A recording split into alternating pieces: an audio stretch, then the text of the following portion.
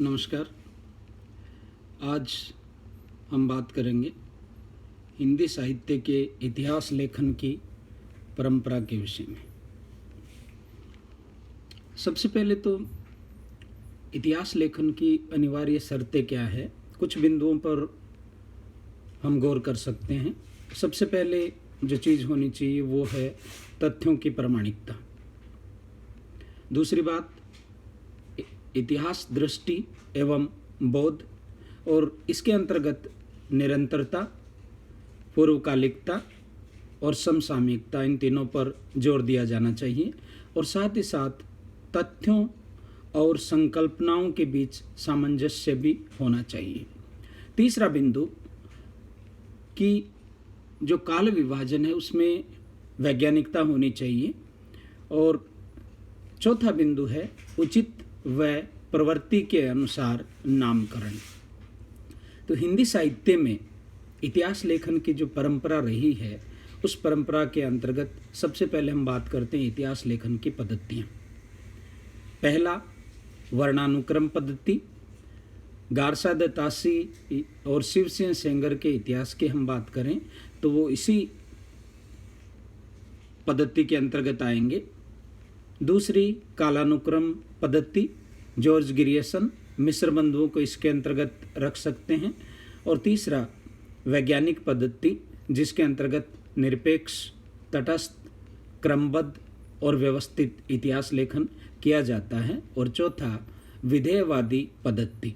इसमें जातीय परंपराओं और तदयुगीन वातावरण और परिस्थितियों का विवेचन विश्लेषण किया जाता है। आचार्य रामचंद्र शुक्ल का इतिहास इसी विधेयवादी पद्धति पर आधारित है।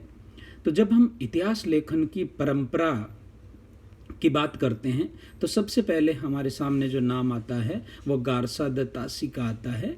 और उनके ग्रंथ का नाम है इस्तवार द ला लिटरेतुर एंदुइये हिंदुस्तानी। सर्वप्रथम इतिहास प्रस्तुति का जो प्रयास है वो इसी में किया गया। और इसका पहला भाग है वो 1839 में और दूसरा भाग 1847 में। इस ग्रंथ में काल विभाजन का कोई प्रयास नहीं किया गया। और कवियों का जो काल कर्मानुसार वर्गीकरण किया जाता है वो वर्गीकरण भी इसमें नहीं मिलता। और युगीन परिस्थितियों का विवेचन इसमें नहीं मिलता। और ये वर्णानुक्रम पद्धति का प्रयोग करते हुए इस ग्रंथ को लिखा गया है। इसमें तकरीबन हिंदी और उर्दू के 738 कवि समाहित है। इसका महत्व केवल इतना ही है कि हिंदी साहित्य के इतिहास लेखन की परंपरा में ये पहला कदम है। फ्रेंच विद्वान गारसा दत्तासी और ग्रंथ का नाम है इस्तवार द ला लिटरेतुर एंदुइये हिंदुस्तानी। इसके बाद में एक नाम आता है मौलवी करीमुद्दीन का, तज़किराई सूराई हिंदी, जिसे तबकात सूरा के नाम से भी जाना जाता है। इस पर पर्याप्त चर्चा कभी हुई नहीं और ना ही करने की आवश्यकता है। गारसा दत्तासी के बाद में जिसका उल्लेख हिंदी साहित्य के इतिहास लेखन की परंपरा में किया जाता है वो शिव सिंह सेंगर का शिव सिंह सरोज माना जा सकता है। 1883 में ये प्रकाशित हुआ और तकरीबन 1000 कवियों के जीवन चरित्र इसमें समाहित किए गए। न केवल जीवन चरित्र, उन कवियों की साहित्यिक कृतियों व कविताओं के उदाहरण भी इस ग्रंथ में रखे गए। और कवियों का रचनाकाल व जन्म भी इसमें दिया गया। इसमें भी वर्णानुक्रम पद्धति का प्रयोग किया गया। इतिहास लेखन के लिए जिस तटस्थता, पर्यवेक्षण और वर्गीकरण की आवश्यकता है उसका इस ग्रंथ में अभाव मिलता है। शिव सिंह सेंगर के बाद सर जॉर्ज ग्रियर्सन, उनका हिंदी साहित्य के इतिहास लेखन की परंपरा में बड़ा महत्वपूर्ण स्थान है। और सच्चे अर्थों में से प्रथम इतिहास हम कह सकते हैं। ये 1888 में एशियाटिक सोसाइटी ऑफ बंगाल की पत्रिका के विशेषांक के रूप में प्रकाशित हुआ। इसमें संदर्भ संकेत भी दिए गए हैं और पहली बार हिंदी साहित्य के इतिहास लेखन की परंपरा में पहली बार कवियों लेखकों का कालक्रम के अनुसार वर्गीकरण इसमें दिखाई देता है। इसमें कविताओं की जो प्रवृत्तियां हैं, काल विशेष की जो प्रवृत्तियां हैं, उन प्रवृत्तियों पर भी पर्याप्त प्रकाश डालने का प्रयास किया गया है। और ये पहला ग्रंथ है जिसमें केवल हिंदी के कवियों को ही स्थान दिया गया है। इस तरीके से इस ग्रंथ में एक सुस्पष्ट भाषा नीति हमें दिखाई देती है। संपूर्ण ग्रंथ को 11 अध्यायों में विभाजन किया गया है। युगीन प्रवृत्तियों व परिस्थितियों का इसमें विवेचन किया गया है। और सर जॉर्ज ग्रियर्सन ही वो पहले व्यक्ति थे जिन्होंने भक्ति काल को स्वर्ण युग की संज्ञा दी है।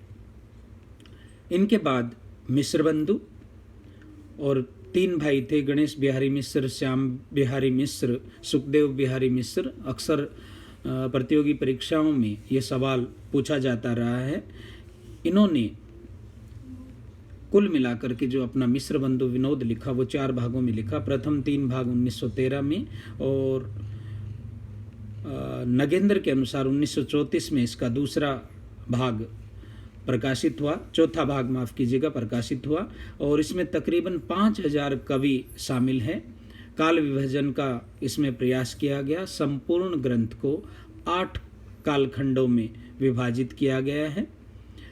कवियों के साहित्यिक महत्व को उजागर किया गया है और इस ग्रंथ में तुलनात्मक पद्धति का अनुसरण किया गया है। अगर हम कहें कि आगे चल कर के आचार्य शुक्ल ने जो हिंदी साहित्य का इतिहास लिखा, उस इतिहास में रीतिकाल के कवियों का परिचय है वो इसी ग्रंथ से उन्होंने लिया है।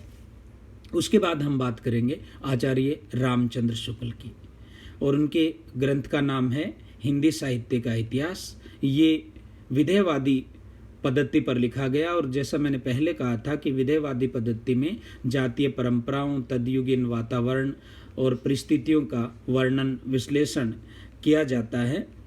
इस ग्रंथ में तकरीबन 1000 साहित्यकारों को, कवियों को शामिल किया गया। 1929 में हिंदी शब्द सागर की भूमिका के रूप में इसे लिखा गया। युगीन परिस्थितियों, साहित्यिक प्रवृत्तियों का विवेचन इसमें मिलता है। स्पष्ट काल विभाजन इसमें मिलता है और न केवल स्पष्ट है बल्कि इनका जो काल विभाजन है वो तार्किक आधार पर अवस्थित है। अपनी सरलता व स्पष्टता के कारण ये बहुत लोकप्रिय है और इस पूरे ग्रंथ में ये क्षण, जाति और वातावरण को बहुत ज़्यादा महत्व देते हैं। इसके बाद जिनका हम उल्लेख कर सकते हैं लेकिन विस्तार से चर्चा करने की उन पर आवश्यकता नहीं है, डॉक्टर रामकुमार वर्मा, हिंदी साहित्य का आलोचनात्मक इतिहास इन्होंने लिखा 1938 में और ये हिंदी साहित्य को 693 ईस्वी तक ले जाते हैं। 1693 तक इन्होंने लिखा है। डॉक्टर गणपति चंद्र गुप्त, हिंदी साहित्य का वैज्ञानिक इतिहास 1965 में लिखा। और इनके बाद में सबसे महत्वपूर्ण जो नाम हमारे सामने आता है आचार्य हजारी प्रसाद द्विवेदी।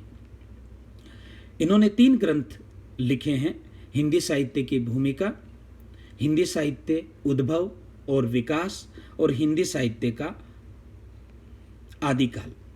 ये आचार्य रामचंद्र शुक्ल ने जो 2 बातें लिखी थी कि प्रसिद्धि और प्रवृत्ति, ये प्रसिद्धि और प्रवृत्ति के स्थान पर प्रेरणा, प्रभाव और परंपरा को महत्व देते हैं। ध्यान देने वाली बात है, आचार्य रामचंद्र शुक्ल और आचार्य हजारी प्रसाद द्विवेदी हिंदी के 2 छोर हैं। तो जहां आचार्य रामचंद्र शुक्ल प्रसिद्धि और प्रवृत्ति को महत्व देते हैं, वहीं आचार्य हजारी प्रसाद द्विवेदी प्रेरणा, प्रभाव और परंपरा को महत्व देते हैं। उनके कुछ महत्वपूर्ण तथ्य उन्होंने प्रतिपादित किया है। वे कहते हैं कि मनुष्य ही साहित्य का लक्ष्य है और कबीर तथा कबीर की भाषा की उन्होंने इन ग्रंथों में पुनर्स्थापना की और भक्ति काल के उदय को भारतीय सामासिक संस्कृति के स्वतःस्फूर्त उद्भव के रूप में वे व्याख्यायित करते हैं। अर्थात आचार्य रामचंद्र शुक्ल से एक अलग दृष्टिकोण वो हमारे सामने रखते हैं और आदिकाल के धार्मिक साहित्य को भी वे साहित्य में शामिल करते हैं, जिसे आचार्य रामचंद्र शुक्ल छोड़ देते हैं। और जैसा पहले कहा था कि युग की परिस्थितियों की प्रमुखता के स्थान पर वे परंपरा का जो महत्व है उस महत्व को प्रतिष्ठित करते हैं। नागरी प्रचारणी सभा काशी हिंदी साहित्य का वृहत इतिहास उन्होंने लिखा है, तकरीबन 18 खंडों में, और समस्त हिंदी साहित्य को 16 भाषाओं में प्रस्तुत करने की उनकी योजना है, और प्रत्येक खंड का अलग अलग विद्वानों द्वारा वहाँ संपादन किया गया।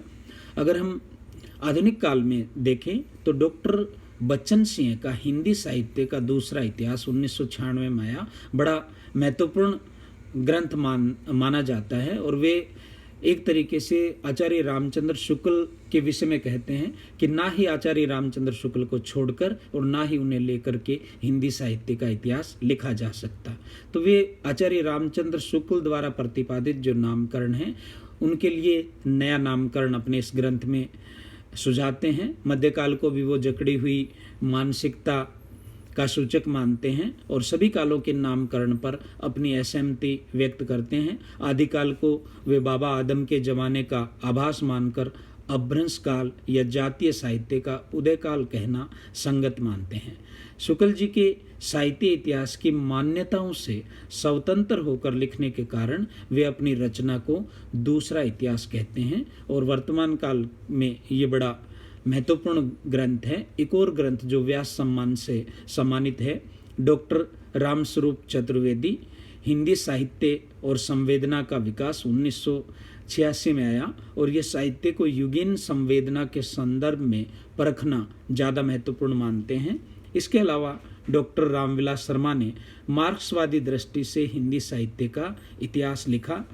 वे मानते हैं कि साहित्य और सामाजिक परिवर्तनों के पीछे आर्थिक कारणों को आधार मानते हैं। साहित्य की पहचान रूप से नहीं वस्तु की समाज सापेक्षता से होते हैं, और उन्होंने स्पष्ट किया है कि अकेले तुलसी ने गरीबी पर जितना लिखा है उतना आधुनिक काल के सारे कवियों ने मिलकर भी नहीं लिखा है। ये कुछ महत्वपूर्ण ग्रंथ हैं जो हिंदी साहित्य के इस इतिहास लेखन की परंपरा के अंतर्गत आते हैं। धन्यवाद।